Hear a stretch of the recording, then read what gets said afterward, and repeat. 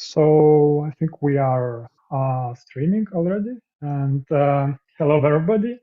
I'm very happy to welcome you to the launch of Rupert Journal. And finally, the link is active, and you can all check it at journal.rupert.lt.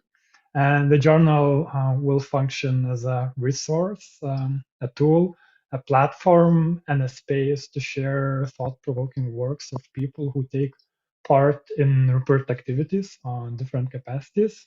And unrestricted by format, the journal will appear throughout the year, divided into issues dedicated to different programs, events, and themes that Rupert is working on. But I would like to be very brief and stop here because with us today we have Yates Norton, who did a brilliant and enormous work editing the first issue that is dedicated to last year theme care and interdependence.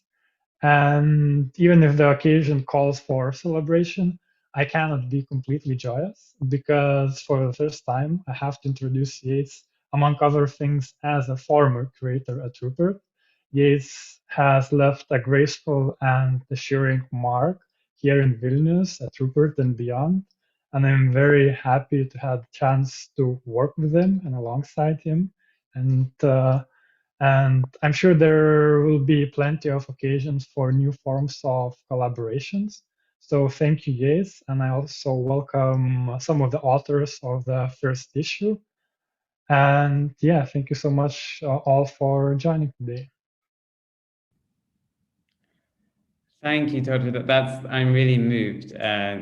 Thank you for the generous introduction, and thank you for bringing this Zoom together, and also for finalizing the journal this year. Which I was just saying to the contributors, I myself have not seen the journal yet, so I'm really excited to read and look at it online.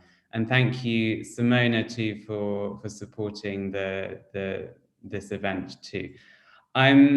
This is a super relaxed affair. So and I'm going to divide it up into a brief introduction from me about the journal and the programs to which the journal is related.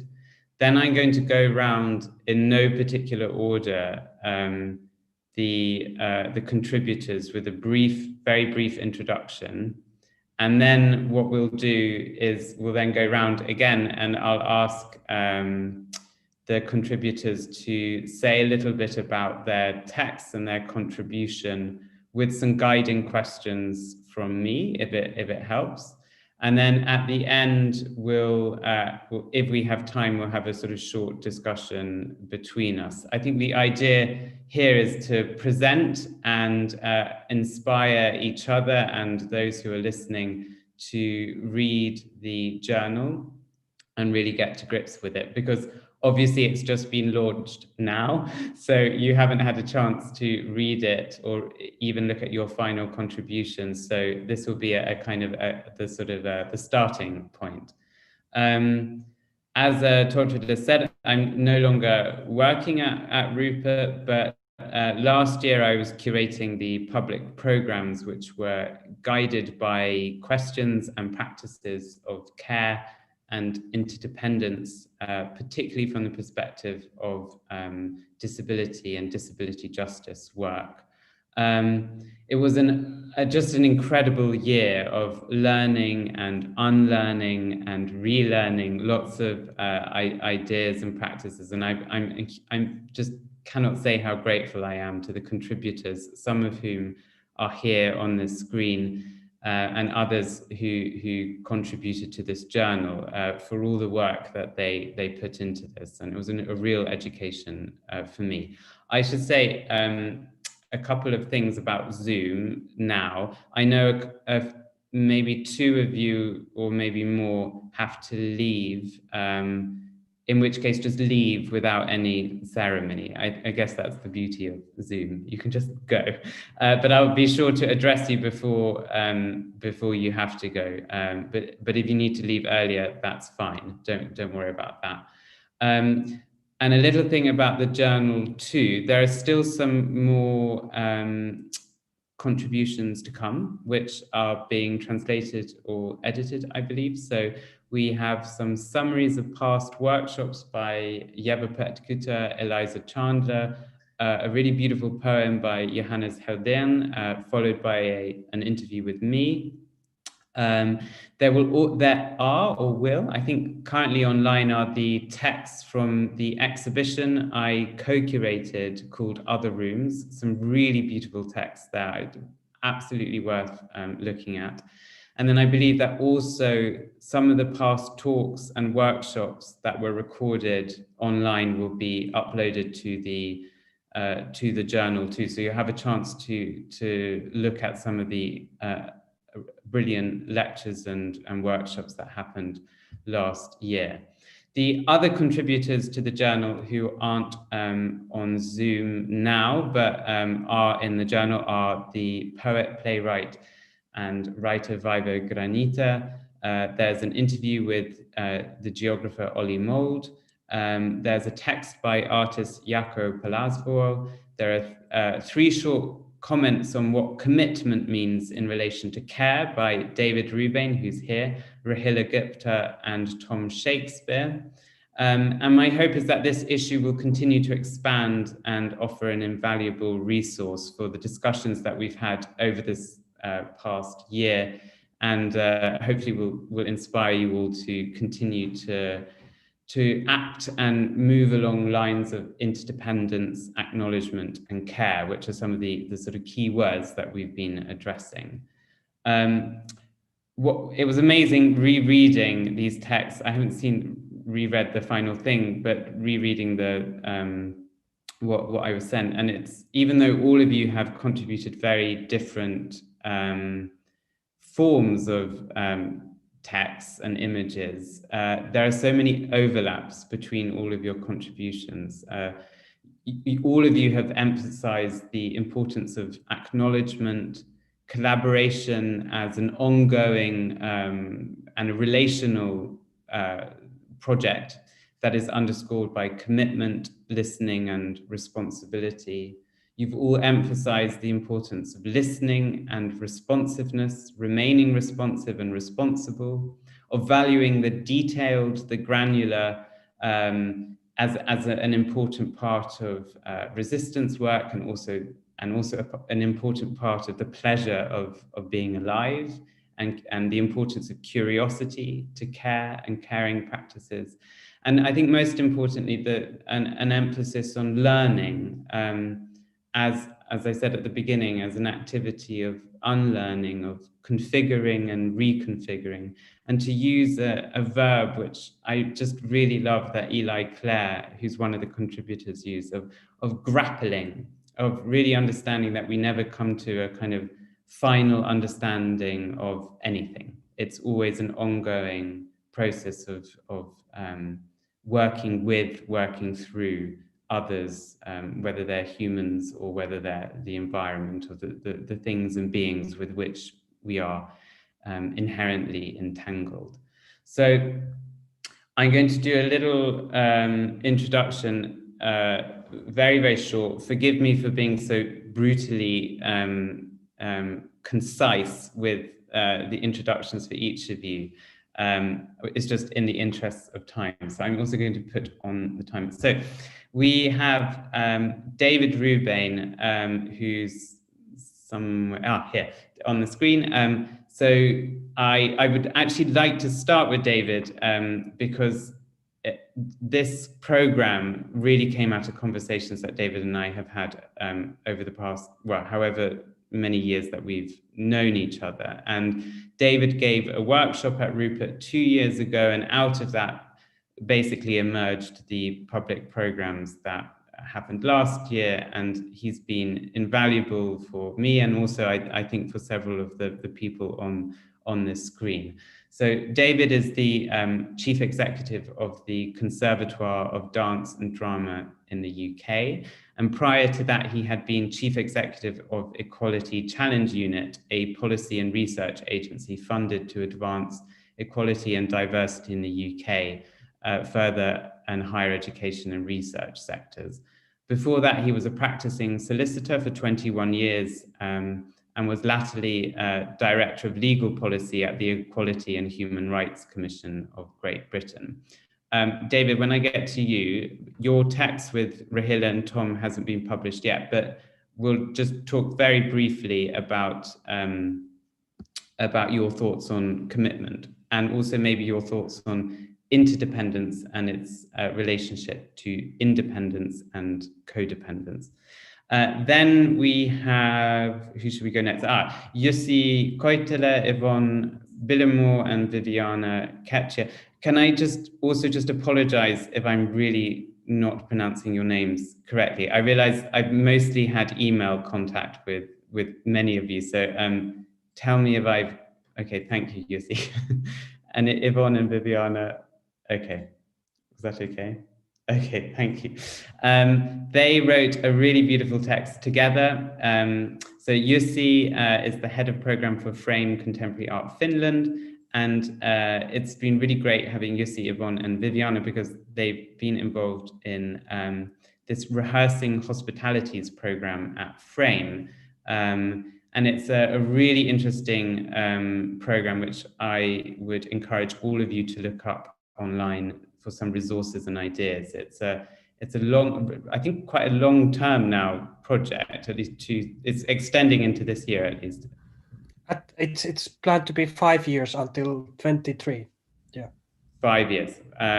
Looking at collaboration, peer-to-peer learning, gatherings, discussions, all of which enter into the text that Yvonne, Jussi, and Viviana wrote. And also looking at what it means to host and be hosted, especially in relation to care. Yvonne is the Associate Program Curator for Frame and plans and manages this program, Rehearsing Hospitalities.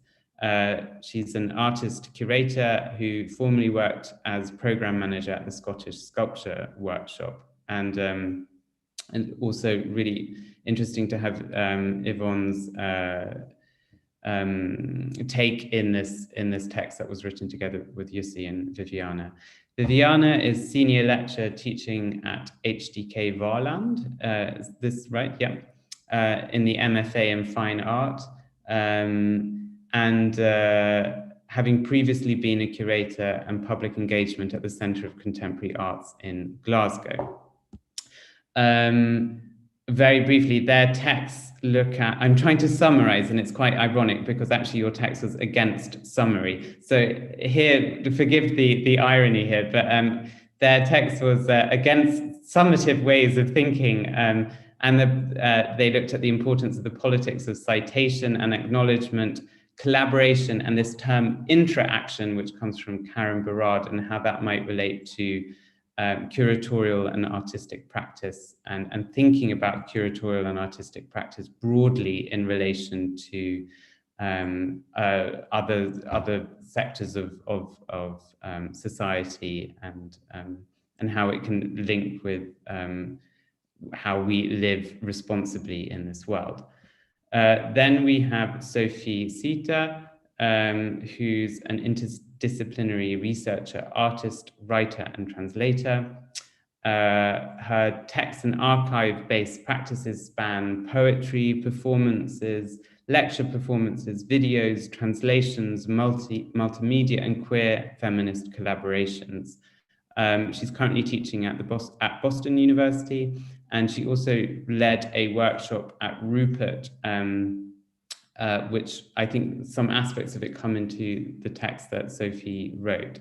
And Sophie's contribution, which is called My Lazy Laboratory, looks at knowing and knowledge as an experimental practice that is situated and relational, and how knowledge understood in this relational way is always configured by responsibility and interdependence.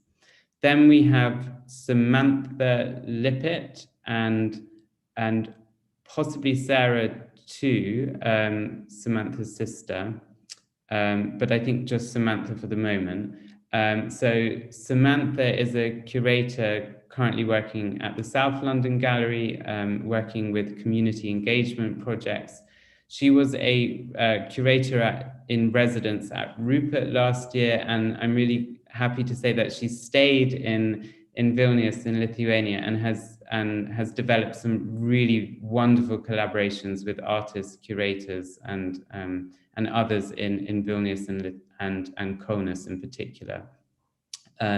Many of these projects have been rooted in what it means to what care means, and also exploring different forms of collaboration, and is currently working on a radio project, which I would urge you all to listen to. I think also I should say, if you want to share links or maybe talk with us, we can also send to the participants some links to the contributors, because all of you do such incredible things. I know I've had the privilege of reading about you and knowing you. So if others want to know more, please do get in touch, or we'll send something to those who are listening. And Sarah Lippett, who Samantha had co-written this text with, It's a Conversation. So Sarah is Samantha's sister. She's an artist and author who created the graphic novel A Puff of Smoke to much critical acclaim. And this graphic novel tells the story of the ways in which Sarah and her family grappled with a rare illness. And Sarah and Samantha's text, which has some images from A Puff of Smoke, looks at how illness configures relationships and how you can articulate changing states of health and what it means to record and communicate these changing states of health. Then we have Angel's Miralda Tenya, who's an independent, we could say interdependent curator and writer. She is the programming co-director at Litost, a curatorial institute in Prague, and is currently doing the De Apple curatorial program in Amsterdam. She also led a workshop as part of the alternative education program in 2019, I think it was. It was 2 years ago, where we looked together at the idea of the public museum and what our kind of ideal public museum would be. It was a really, really exciting workshop that we did together, and it has kept us all thinking, I know, for some time.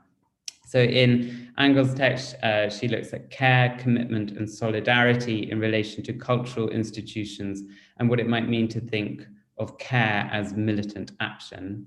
I thought we might have Eli Clare, but we don't. So I will, Eli, wonderful writer, I will introduce him just in case he's listening. So, so Eli gave a talk as part of the public programs for the Other Rooms exhibition, which was also part of the public programs on interdependence and care.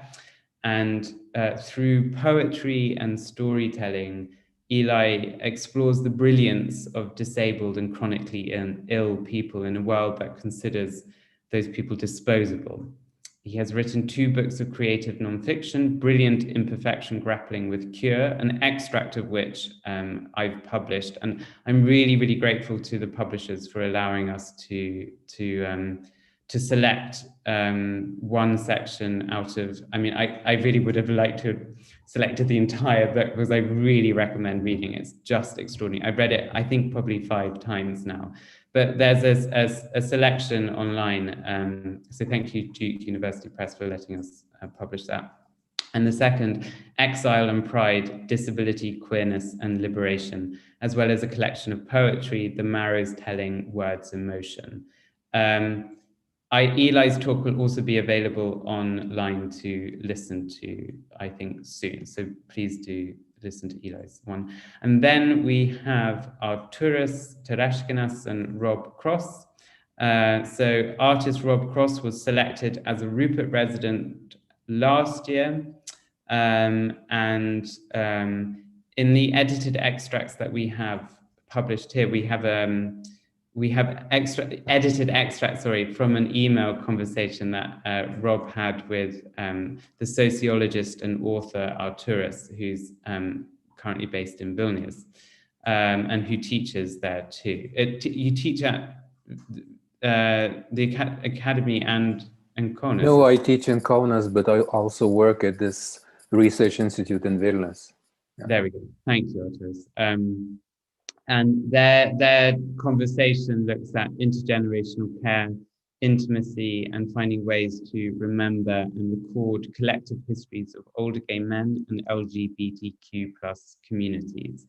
Their conversation is interspersed with images from a film that Rob is currently making, and I'm really, really excited to say that you can also read an extract from Arturus' novel, Endless Summer, a memoir of love and sex, which has images by the artist Adomas Danusevicius.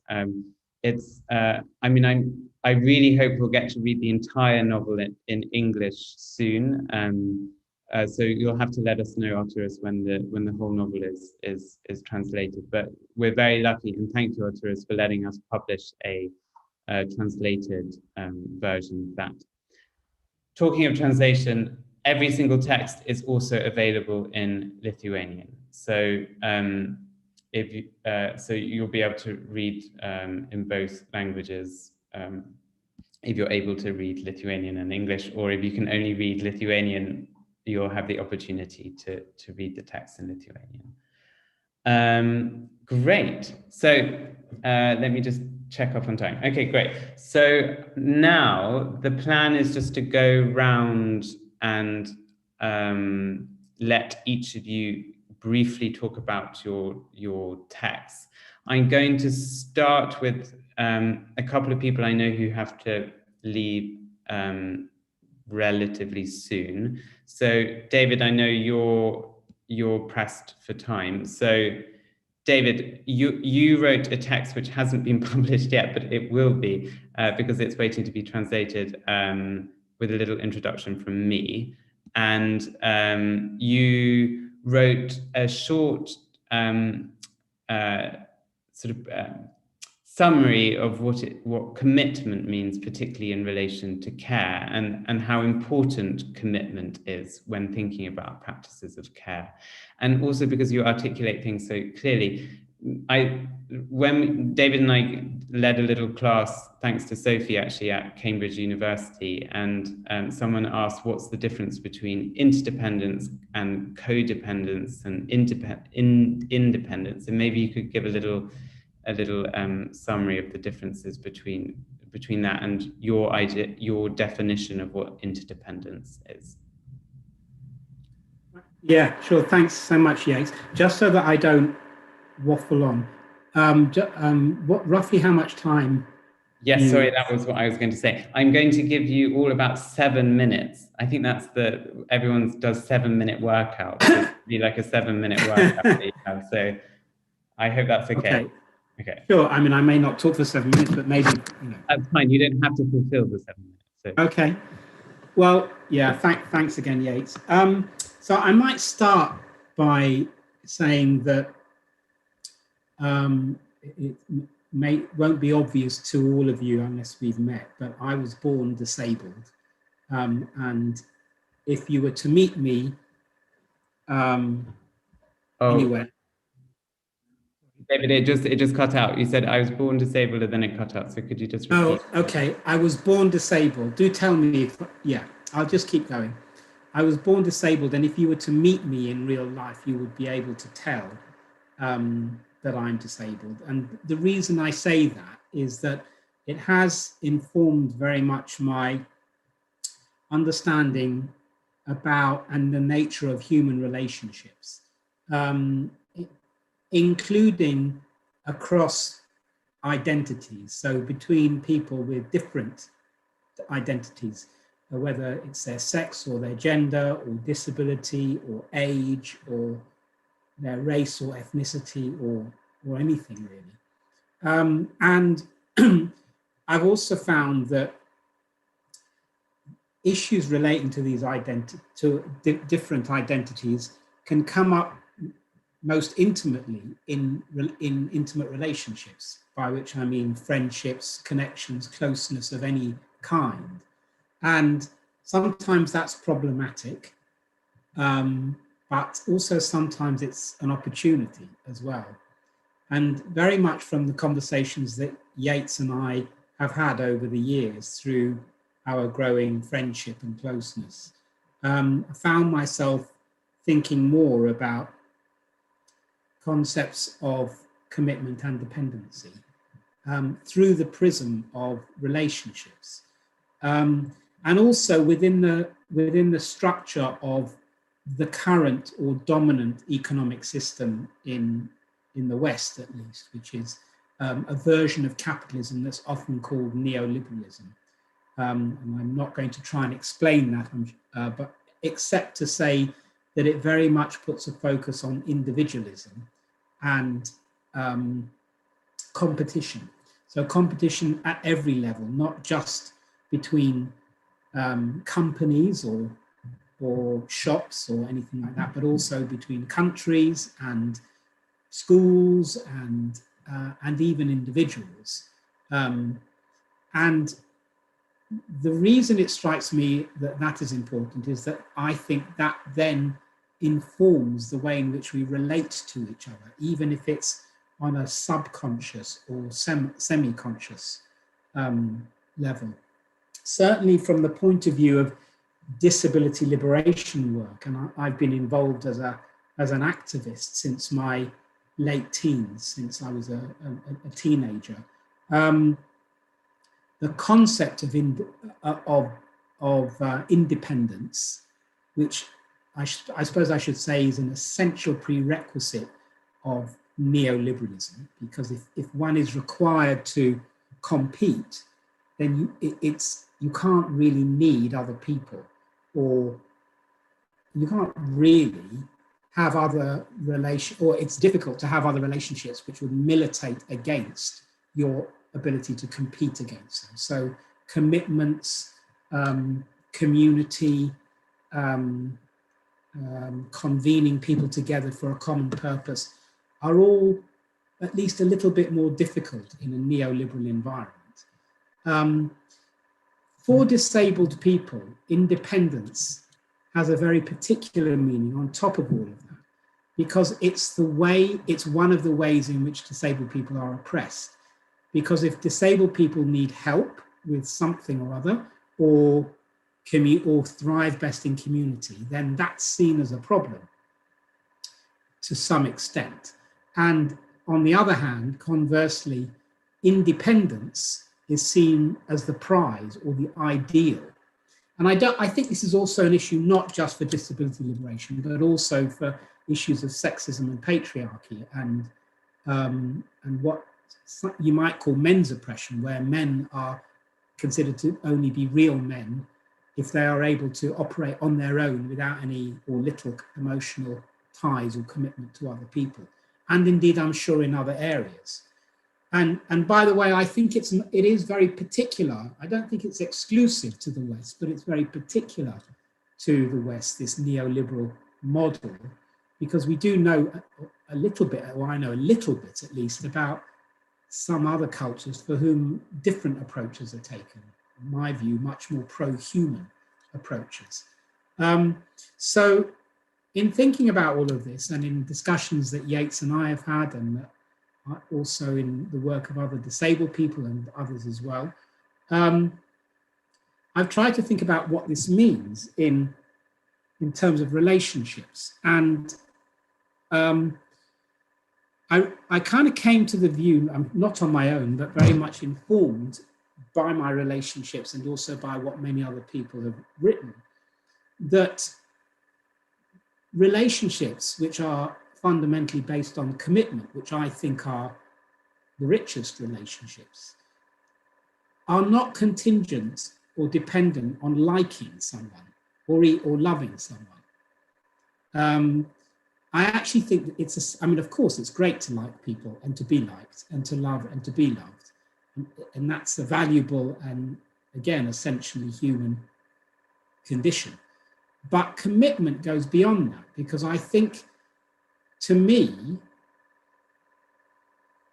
if you overlay relationships within a neoliberal model, you can have a relationship so long as it's convenient or beneficial to you, and equally to the other person in the relationship. That's sort of, to my mind, the way in which neoliberalism bleeds into personal relationships. Whereas commitment is about making a stand against that and says that through our connection and our essential humanness, I am in relationship with you, even if I don't like you, or even if whatever. I mean, don't like is a kind of, needs to be deconstructed, I think, because there's lots of things to unpack there. But it's not about whether I'm pleasured or pleased at the moment. It's not about whether it's beneficial to me financially, emotionally, personally, for business reasons. It doesn't really matter what the reason is. It's about that my relationship with you is based on the fact that we have a convening or a coming together and a love. And as far as we're concerned, I'm concerned, that's it. And there is no other requirement. Now, of course, there are many things one can do beyond that. And I think in relationship, you can learn and do a lot more beyond that, but it's not dependent on it. And so in that way, I think commitment is different from certainly Western, maybe I'll put it that way because I know a bit more about that than others, ways of relating to each other. And you even see that, I mean, as a lawyer, I was an equality and human rights lawyer, and you even see that in equality law, most equality law in the UK at least, and indeed in Europe, because much of it is the same across Europe, it is predicated on a competitive notion. So the law protects you from discrimination so that you shouldn't be less treated or worsely treated than somebody else who doesn't have your identity. And the way it's often articulated is if you're in a competition for a job, it should be a fair competition. So you shouldn't be disadvantaged because of your race or your sex or your gender identity or your disability. And that's good. There's nothing, that's a good thing. But even then it's characterized within an individualistic, I should have the same right to win the race as you do. It isn't really characterized around community. That's actually much more about human rights jurisprudence and law. So you see this dilemma, if you like, in many aspects of society, certainly in the West.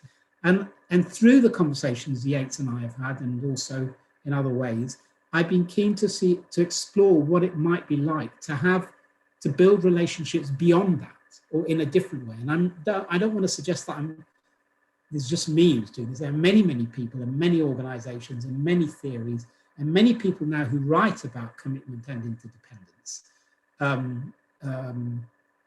in many fora and in many environments, artists, philosophers, politicians even, who are trying to do this as well. And it is of particular interest to me in the context of personal relationships. And just finally, on Yates, your point about the difference between interdependence on the one hand and independence or dependence or codependence.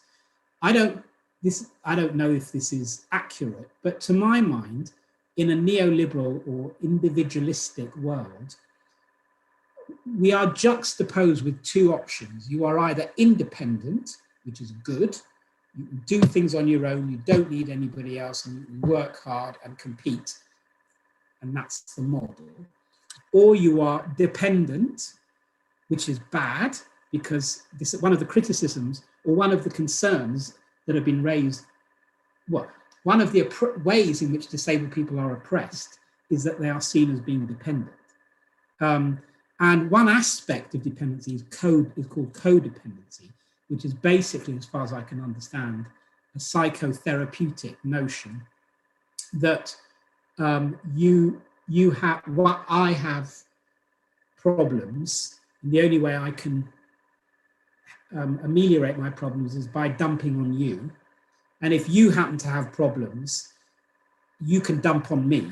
So by this mutual dumping, we are helping each other, which is a kind of crude version of codependency. to my mind, interdependence is not none of those things. Interdependence is a recognition that our inherent humanness is contingent on community.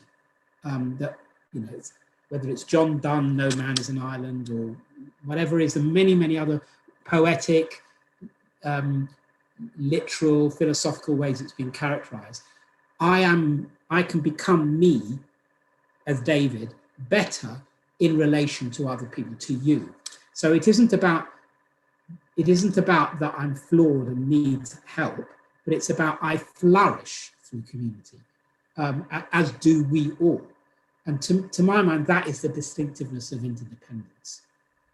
Thank you, David. That actually the really brilliant introduction to this whole journal and to all of your contributions, actually, which is why I let you go on a little bit more, because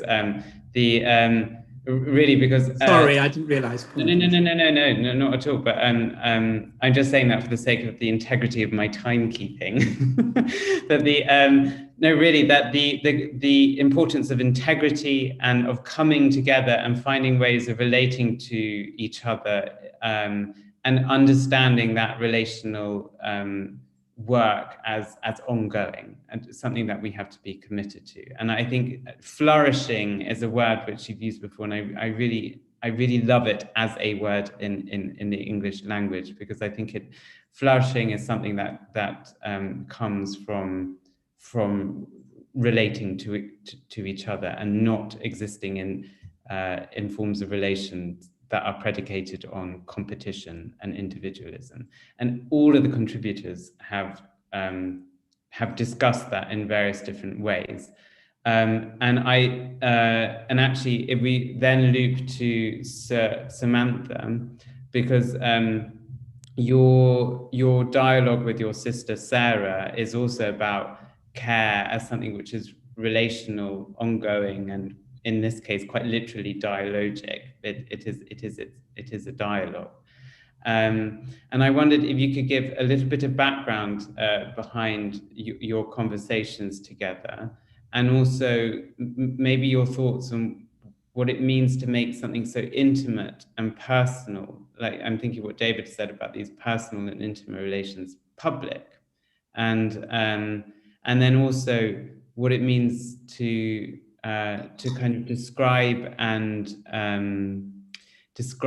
document these experiences as they happen, you know, not retrospectively, but to use the tools of language, imagery, and text to describe and communicate your relationships with your sisters and others, but also relationships to one's body, minds.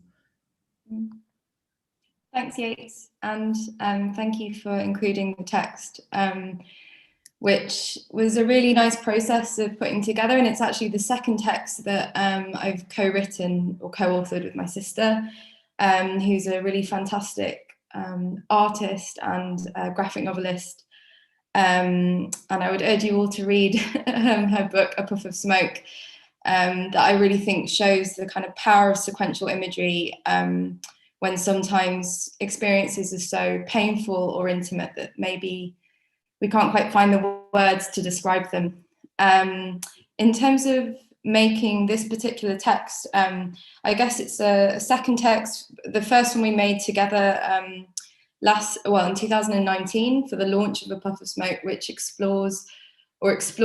this exhibition explored this 11-year journey. So my sister became sick within a few weeks of me being born. So I've never really known my sister in any other kind of way. The first 10 years of my life, I spent going to hospital visits with her.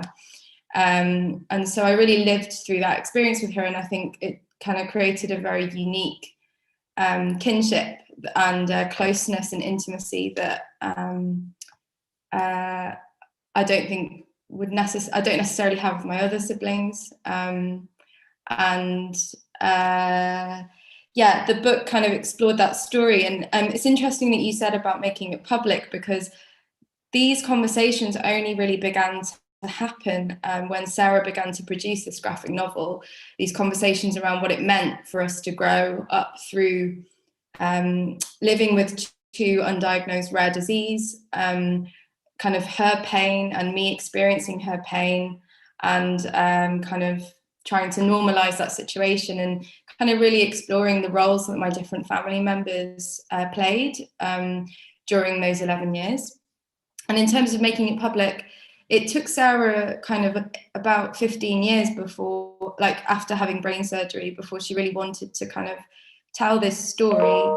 And it really required quite a lot of time, and it really needed to find the right moment to do that, because I think after so much time of living with illness, and finally after brain surgery having a period of time where she could almost lead a normal life, I think, yeah, she needed a period of respite.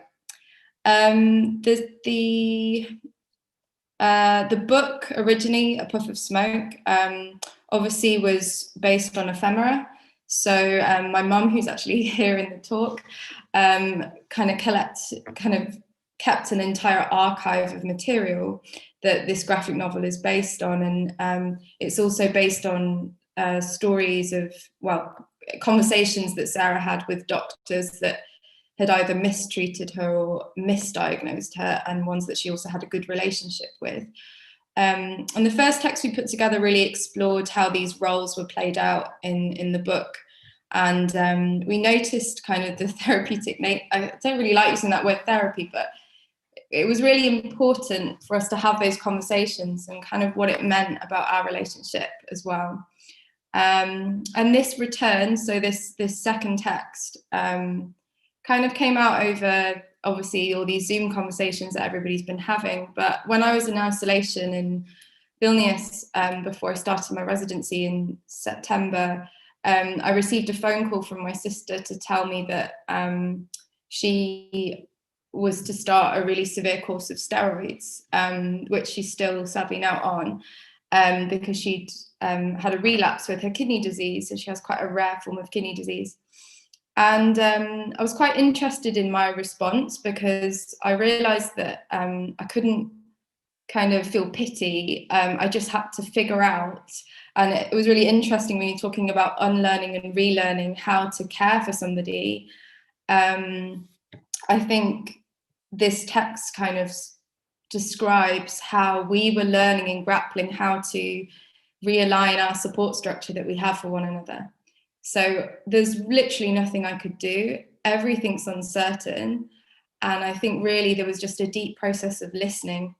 And Sarah, you know, there were other things that I was also completely remote from my family too. And there was different ways that we could exchange that. So we had these Zoom conversations, and lots of themes were coming up around endurance and time and alternative structures and experiences of time, which I think obviously we're all experiencing right now as the world's moving in slower time. And I really wanted to explore those themes with her and maybe make a record of them for when maybe the world begins to speed up again, to remember what we've learned through that process together through these conversations, but also kind of what we're experiencing right now collectively and universally.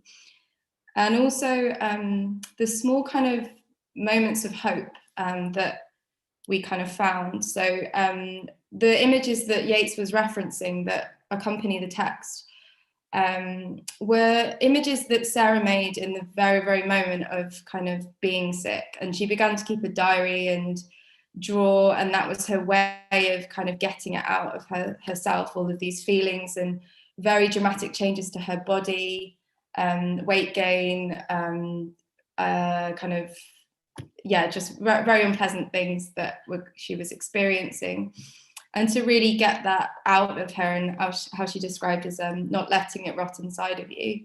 And also kind of the unpredictability of certain kinds of medications that so often when you're Googling, and she made a comic about kind of this experience of having insomnia and Googling at night and trying to find the answer, and really realizing that sometimes you just need a human anecdote.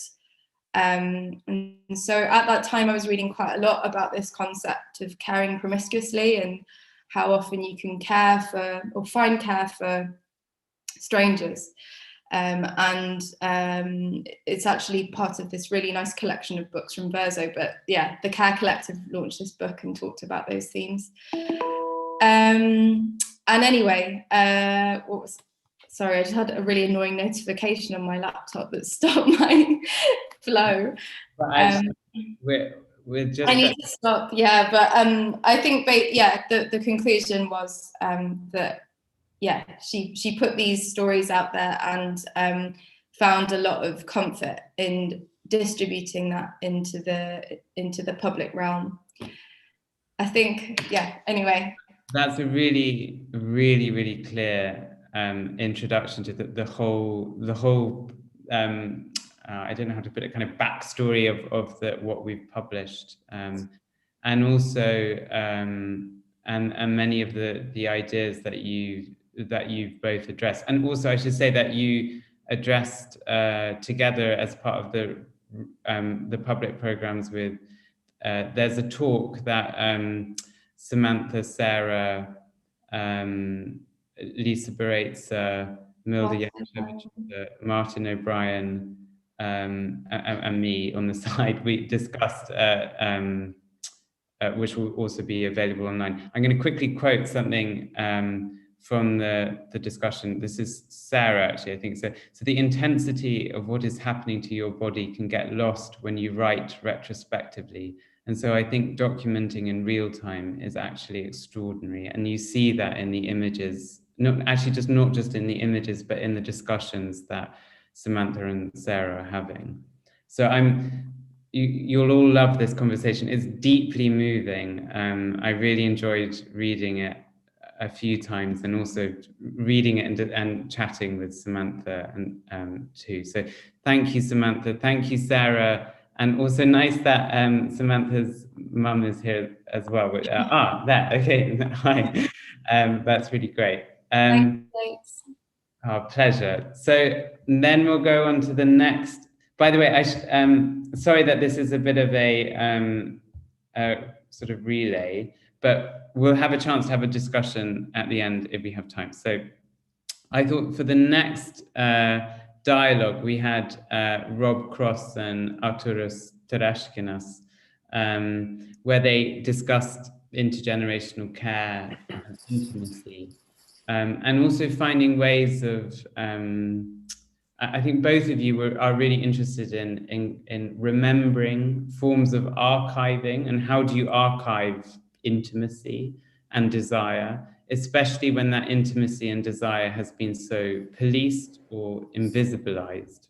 I think that's a word, or made invisible. And you also talk about intergenerational care and intimacy, which I think is particularly important that we discuss now, given how the older generation have been by many countries and many governments considered in some way disposable or not worthy of certain forms of care.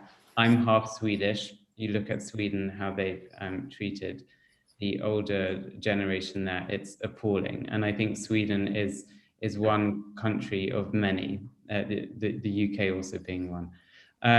So maybe first to just to say that Rob and Arturas, actually, I don't think you've actually met, but you've had an email conversation. So could you maybe do a little brief overview of your conversation, what it's like? And then I have two sort of maybe things that you might like to focus on one on support structures, and maybe how important a physical space is as a type of support structure where people meet.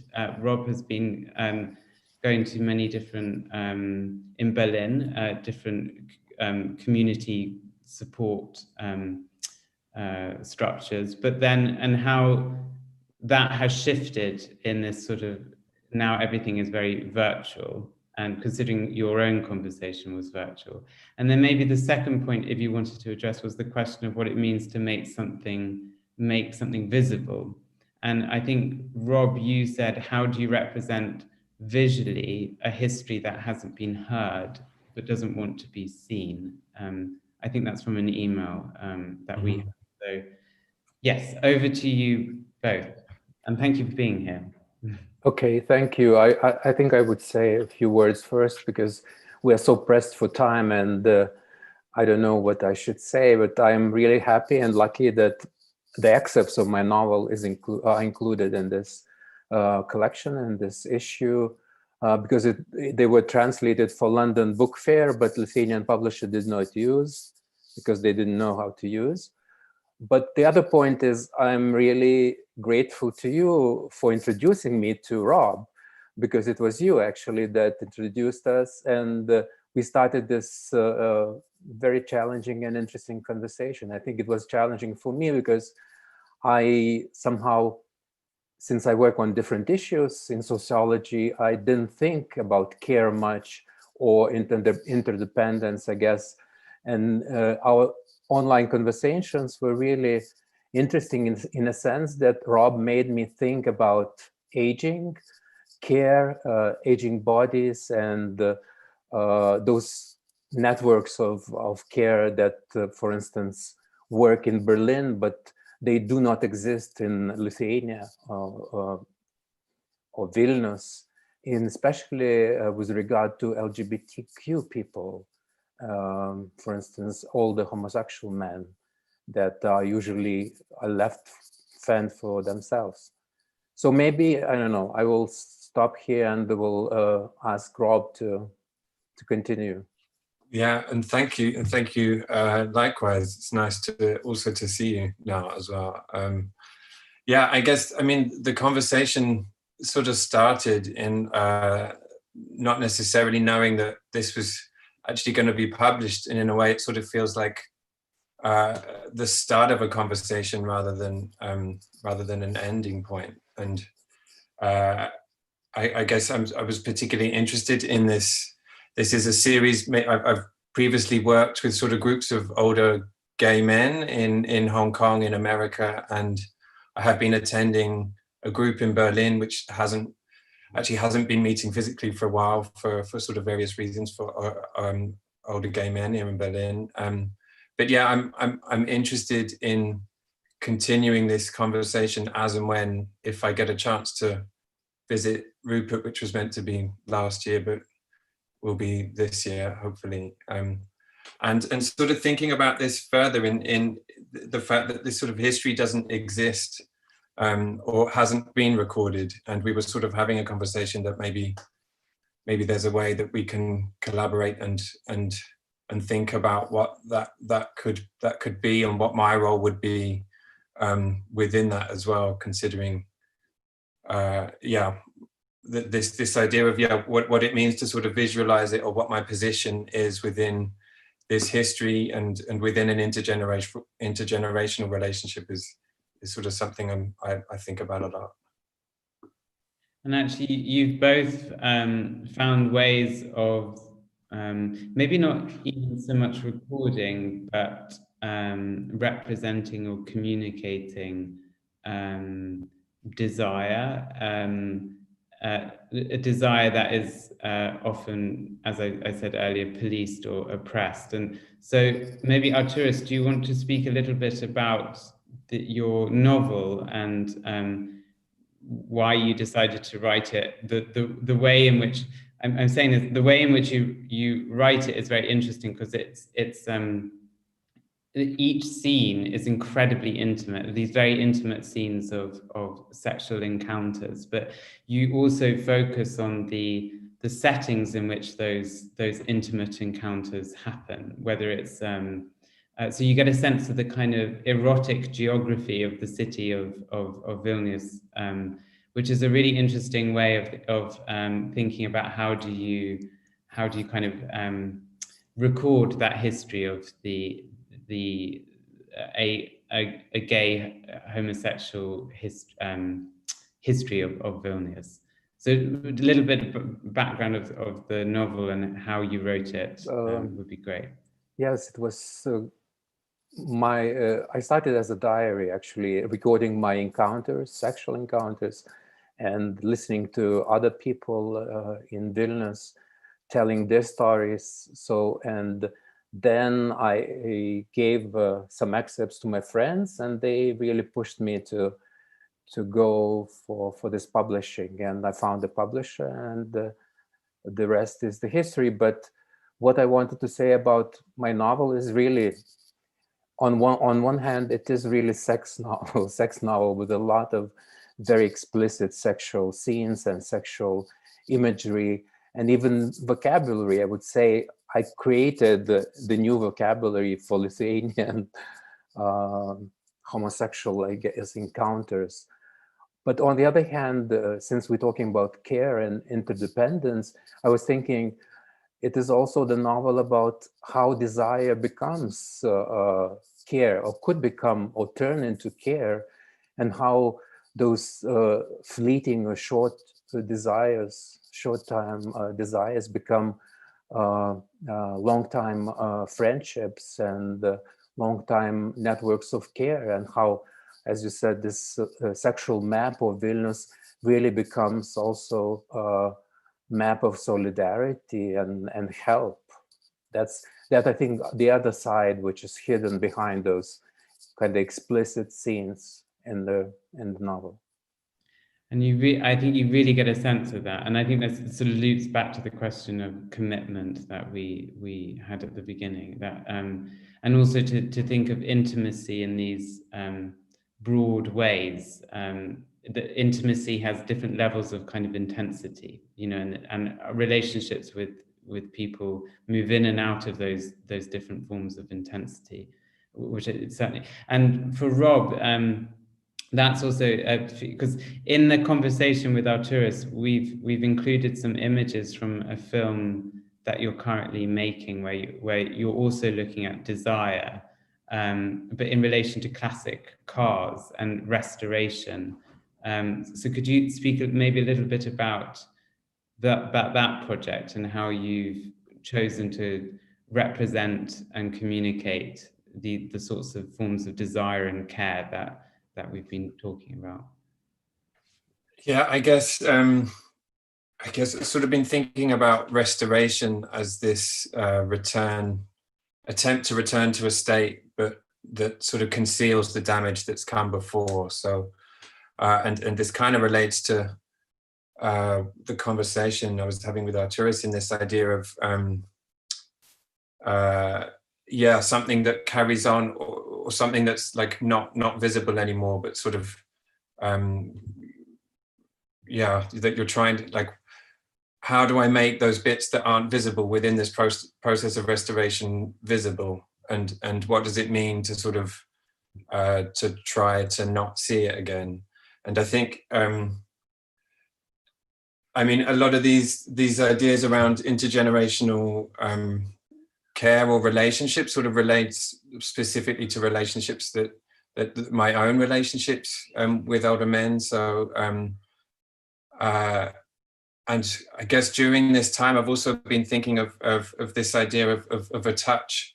I mean, everybody's touch has sort of had this idea of touch is sort of becoming for everybody is dangerous, but maybe in this idea within an intergenerational relationship, there's also this like extra, even more potentially dangerous. So I'm trying to sort of put together some of those ideas within this through this process of sort of talking about restorative cars or historical cars. And when will your film? It's a film that you. When will it be? Where will it be? For the showing at the Kunstverein in Hanover in I think July, but let's see. Yeah. Well, thank you, Rob and Arturas, so much, and really recommend reading the conversation, and also reading Arturas' text with some really wonderful images by Adomas Danusevičius as well. So thank you so much for being here. I'm sorry that this is like such a kind of marathon through a very sort of quick race. Talking of touch, that's a really nice segue into Sophie's text, which is called My Lazy Laboratory, and you draw a lot on touch there, which was also part of the workshop that you did And there's something that you could, well, before you talk more broadly about the text, but there was maybe something that you could also look on is how touch is something. You quote Eve Sedgwick, who says to perceive texture is never only to ask or know what is it like, nor even just how does it impinge on me. Textual perception always explores two other questions as well. How did it get that way? And what could I do with it? And the reason why I quoted that, because I think your texts really thought about curiosity in relation to care and looking at things around us, very, sort of, it could be just something very close to us, as something that is sort of capacity building. We want to make something with it, we want to do something with it, and that we want to be open enough to receive what it can offer us. So there's an incredible generosity there that you explore in the text. So yeah, I think touch is an amazing point to start, and it is a counterpoint to what David talked about, this kind of competitiveness that is so present, this individualism and competitiveness, or the marathon. Actually, I think that's also kind of, something I talk about with the athleticism, or the required athleticism of the contemporary artist and academic. We obviously constantly have to produce really quickly. And so for me, this exploration of touch, or a tactile sensibility, which is a term from Annie Albers, or textual perception, other forms of making, experimental pedagogy, are ways to avoid or sidestep this competitive mode of making and thinking. And so I talk a little bit about my practical experiments in teaching. So I'm involved in a number of different institutional contexts for teaching. So it's something I care deeply about, how to teach, how to be in conversation, and also how teaching is not this kind of one-way hierarchical situation, but a kind of two-way street and collaboration, ideally at least. And so I discuss some of those examples, which include an encounter with materials and texts and ideas without demanding a kind of clear answer from these materials or texts, but rather require you to be in a position of curiosity, as you said, of openness, receptiveness, responsiveness, responsibility.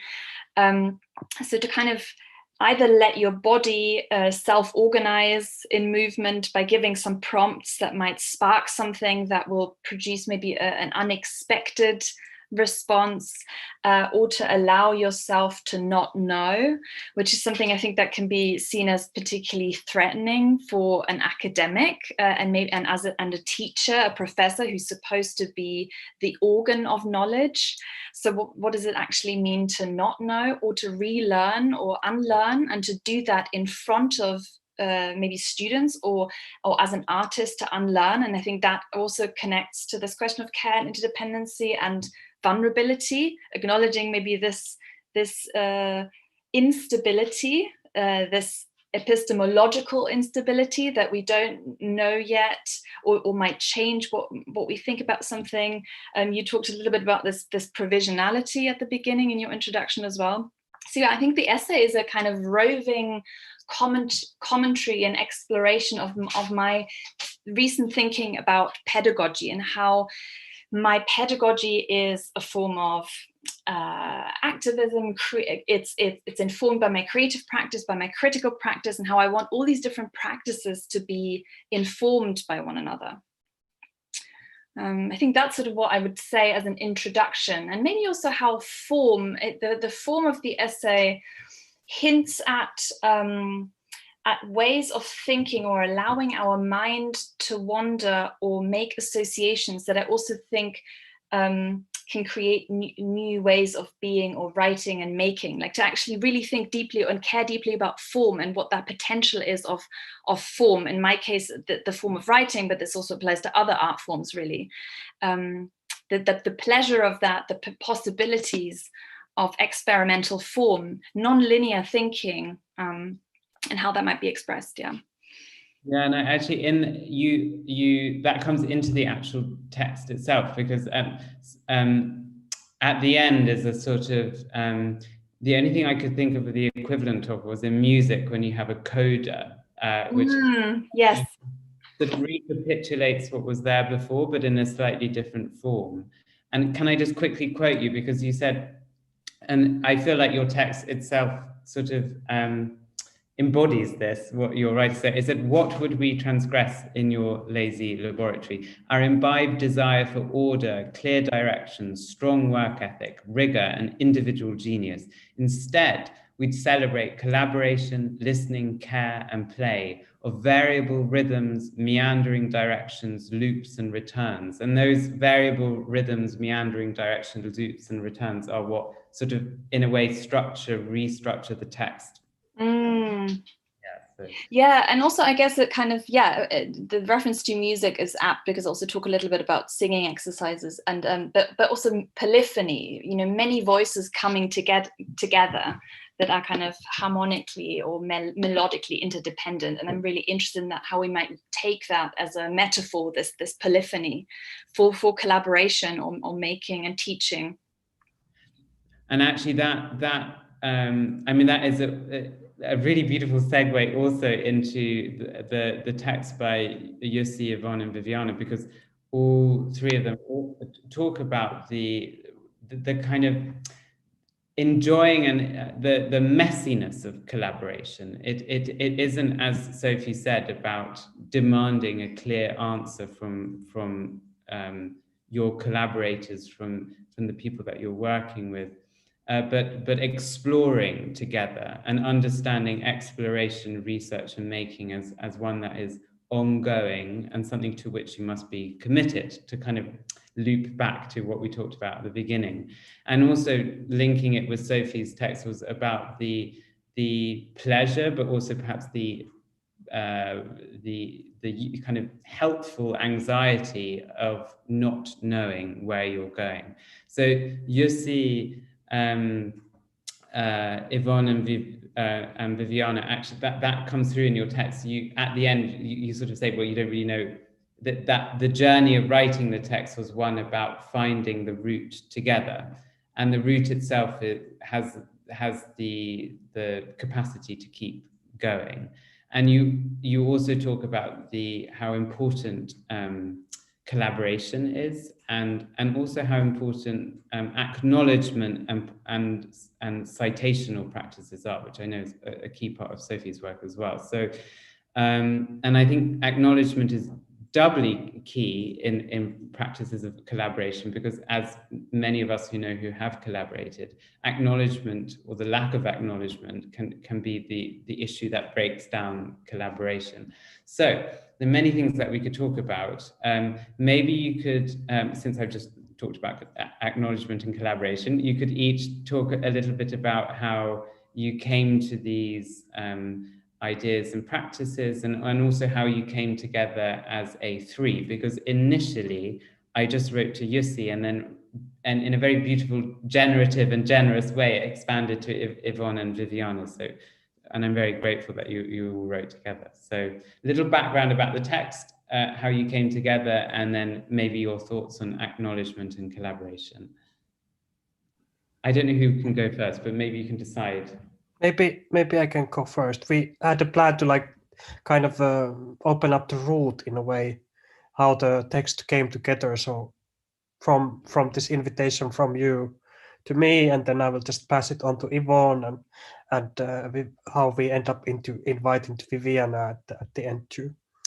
So just very quickly saying that frames programming where the text somehow, or the kind of starting point of these invitations within invitations, or kind of continuing this invitation, came from the idea is to many of you have been speaking about interdependence, collaboration, coexistence in a very individual and intimate and personal level. But I'm maybe in this context will somehow start from the kind of a institutional level, that working at Frame, which is the kind of an organization which supports Finnish art scene to be more international, whatever this international means. I wanted to, or the program wanted to somehow look into this hospitalities or this change or interdependence, which is inside kind of very rooted in there, what we are doing anyway, by inviting people, creating networks, hosting people, hosting other organizations, kind of serving the art scene, being connected to it, and then somehow understanding that this kind of organization or curatorial practice within it, or almost like a personal curators, like a personal activity there too, cannot understand the organization as somehow isolated or kind of creating a discourse from at its own, or only from kind of a looking the art scene from the kind of isolation or isolated position. So the program itself wanted to kind of test these different collaborations, test how to work together with organization, individuals, artists, like in long term also, like create this like a duration which is not only like kind of related to one project or one like a kind of encounter which should somehow fulfill its needs only within one occasion or something like that. So maybe there was how this is somehow maybe changed how I work myself. It's changed a lot about that. And then these invitations to write this kind of text or contribute to other things, I have somehow kind of opened it up or kind of integrated this kind of idea of inviting someone else always, or somehow sharing the invitation, or opening, like not to kind of stop it only for myself, but somehow try to kind of pass it on and do things together. And Yvonne has been very much kind of co-curating the program with me. And then we've been sharing a lot of these invitations, a lot of these thoughts around these questions. So it came from that. And then it was very interesting to not only like speak about the collaboration or care or interdependence, but somehow try to put it in the text, how it works itself, or the process of creating the text works itself, as a way of kind of understanding what collaboration can be within in the writing practice and kind of creating of this practice, text itself. Maybe this is where I could give it to Yvonne, just to continue. Yeah, I mean, that's a lot of the background, but of course, as Jussi was saying, this invitation was a nice way for us to continue our collaborations and also to further them with the opportunity to work with Viviana, who we had already started a dialogue with, and who I also have had the wonderful opportunity to collaborate and be hosted by in various capacities beforehand. And in fact, actually the starting point for this text kind of situates itself in a reading group that we led together at the CCA in Glasgow, where Viviana was based and where she set up this program called the School for Civic Imagination. And maybe I'll pass on to you, Viviana. Sure. First of all, I wanted to say thank you to everybody. We are paying lots of attention in this event. It's really great and I'm learning a lot. And then I would like to add to what has been said so far. Like, it was really interesting to test out how you can write in collaboration. We all had previous experiences, but in this specific occasion, we were figuring out that we could express what are the parameters, what is the field of collaboration, what is the nature of the collaboration without the collaboration have an endpoint. We were not collaborating for a specific project. We had a dialogue that was ongoing and it was really open. And so somehow it could be translated on paper. And so it looked really like an organic way of sharing the care and the collaboration that was already happening between the three of us. And I thought that this was something important to remind to the readers as well, and to ourselves in this moment, that sometimes we are embracing collaboration because it has an endpoint, it has a purpose, it needs to be functional. And instead, for us, it was really exciting and also, I would say, quite fulfilling to rediscuss the parameters of collaboration, not to reach an endpoint, but just to have this sort of philosophical or more, let's say, immaterial dialogue around that. So this is what I would add to what has been just said beautifully by Jussi and Yvonne. Yeah, and just to add that we really lean on this sort of metaphor and matter of the mess and the muddle and the composting and layering on top of each other, and that kind of friction between authorship and co-authorship as well, the friction between how to work collectively and how to practice deep citation, and whether they really are in tension or whether they can be explored in other ways. So this was, yeah, I found it really like such a joy to work with both Viviana and Jussi through these ideas that it's so hard to kind of struggle with on your own. So yeah.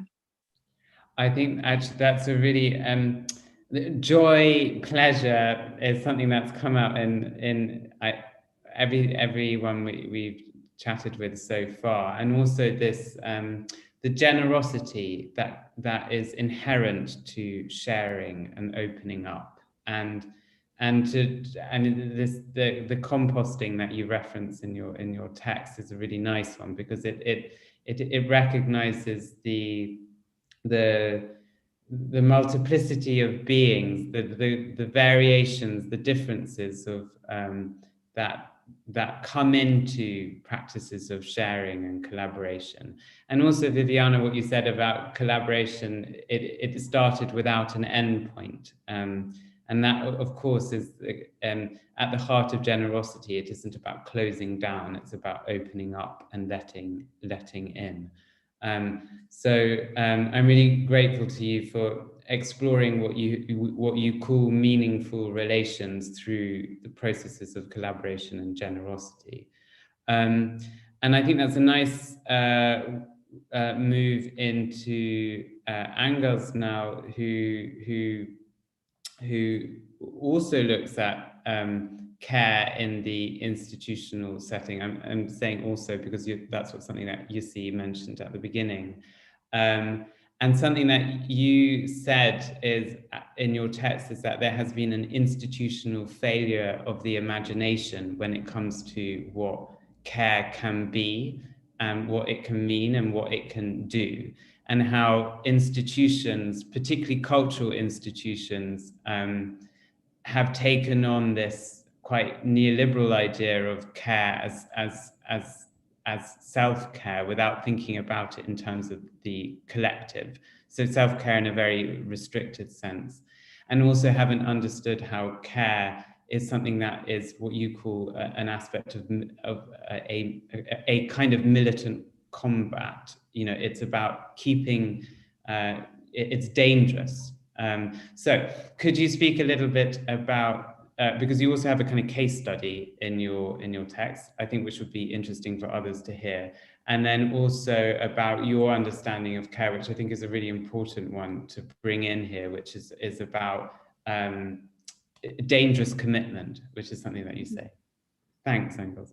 Thank you, Yates, for the introduction. Thank you for the invitation to write on this topic, because actually, I think I didn't really work on the subject of care before. That's important to underline, but that rather I was approaching it from maybe my expertise related to this is skepticism of institutional possibilities, let's say.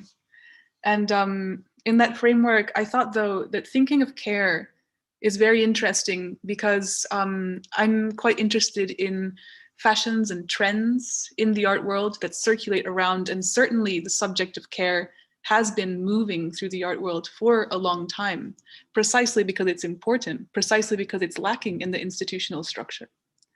So to underline how important it is, but there was something else there that also shows why it continues to be necessary, because there's an institutional resistance against permanence of structures of care, right? So for me, it was, I wanted to think about it in the context of feminism, specifically because, well, here in Amsterdam, it's a very important topic now, and also something that periodically bubbles to the surface around different art scenes and art worlds.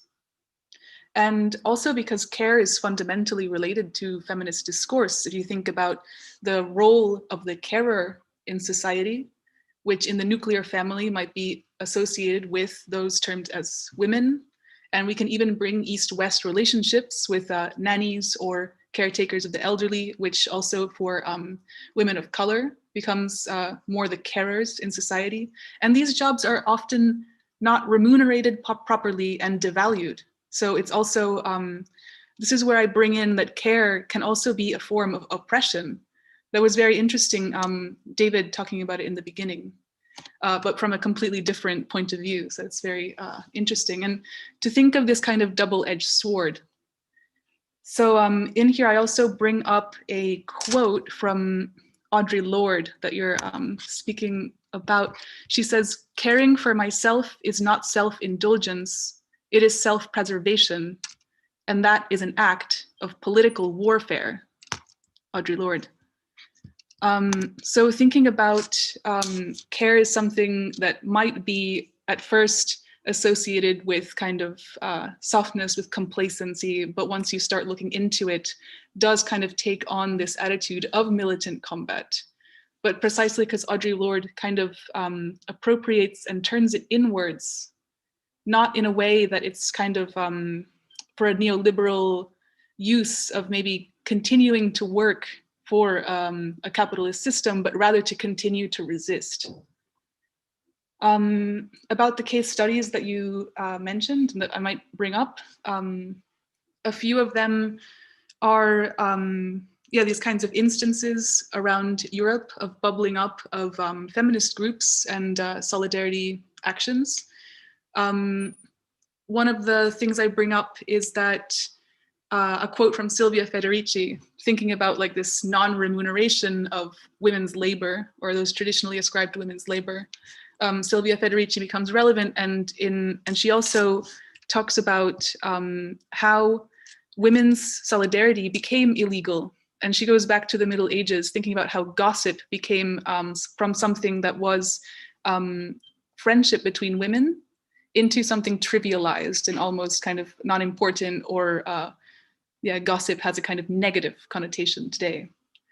And thinking about that in relation to laws which still exist of libel and defamation. And for instance, in Germany and Netherlands, there are strong laws against that make actually women giving information still an illegal act. And so this is when I think of institutions and how they absorb dialogues of care, the institution is also, it can be an art institution or it can be a legal institution. And there's this kind of tension and resistance to change that also fizzles out these groups that emerge. And I think it's interesting to think about the program that happened at Rupert, because at the end of the piece, I kind of end with this positive outlook, or maybe it's a desire, saying that that hopefully now after this year in 2021 and so on, that art can change and be less about temporary exhibition programs and more about permanent structural change. And I think that we can start to measure a bit and make some kind of critical evaluation of effectiveness of temporary programs and how much they, going back to this word of commitment, really fundamentally and permanently change structures. I think that is such an important note to end on. Well, end this session, but hopefully be a beginning to further commitment to ongoing structural change, because that is often an issue in the cultural sector, is that, as you say, certain ideas and practices that have been integral to several communities and people across the planet are suddenly taken up merely as fashions, trends, and themes. And for my own part, I really hope that last year's program doesn't become last year's program. And so this is why it's nice that it's that we're having this conversation here, that it doesn't simply become the theme of 2020, like the really shit year 2020, let's talk about care. It's something that we have to continue to talk about and continue to practice, whilst, as you say, Angels, quite rightly, to understand the contradictions in care. It's not always nice. There are power dynamics involved in it. Care operates also along lines of various forms of oppression. So thank you so much for your text, because it really is a good reminder of that. And it's a good reminder because it is a text published by an institution, I think, for us as the institution itself. So now that we've done an hour and a half, I think we will have to we'll have to finish here, sadly, without a discussion. But I want to thank you all for doing this incredible summary of each of your contributions, even as we were trying to rally against summaries. So it was really great to hear your perspectives on it. And I know for those listening and for us here in the room to just hear your voice in relation to the contributions that you've made. So now that the journal is up and running, which is great, I'm really excited to look at it. Please read each other's texts. There'll be a couple more that come through. And I hope that you find ways of connecting, collaborating, working together, chatting together in the future. And I'm sure, Tautvidas, there's a way that I think you can all be connected if there are links that you want to share with each other. I know Sophie's doing a workshop soon, maybe you can come to that. Angels writes prolifically, and it does and is now doing the curatorial program. You're all doing amazing things. So I hope you can all stay in touch. And thank you so much for coming. And thank you, Tautvidas, for bringing it together. It's really nice to come back virtually. And I wish you all the best this year. So thank you so much. And thank you, Yates, for bringing us together. Pleasure, it really is. Thank you. Thank you.